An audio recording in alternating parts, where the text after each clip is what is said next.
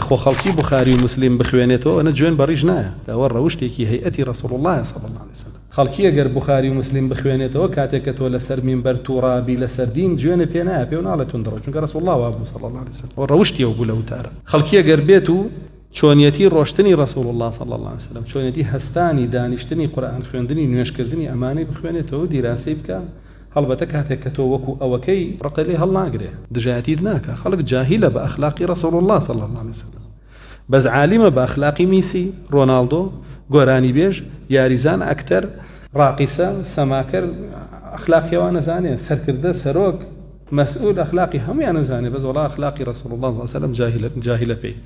بۆیە سێرەکی کە ئەخلاقی ئەوانە بینێ بە سەقافەت یەزانێ، تەقلیدیان نەکاتەوە، بەس کە هی ڕەسوڵ الله بینێ صلی الله عليه وسلم بەدوا کەوتوو یەزانێ، طعنی لێیە، بە توندڕەوی یەزانێ. باشە؟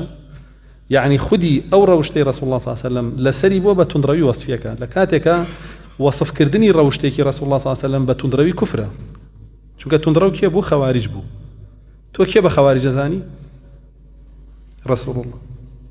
بە ڕەوشتەکەی وەڵی ڕەوشتی خەواریجەوە کافرە بیپی، چونکە ڕەسوڵ الله صلی الله عليه وسلم بە خەواریجی فەرموو لە دین دەرەچن، تۆ یعنی بە ڕەسوڵ الله واڵێ وێ نەکەی هەر شتێ لە ڕەوشت و ئەخلاقیەوە بێدابنیشی طعنی لێ بدەی بە جەهل. بڕۆ دیراسە بکە، بخوێنەرەوە، شارەزا ببە، بۆ ئەوەی هیچ نەبێت لە کوفر پارێ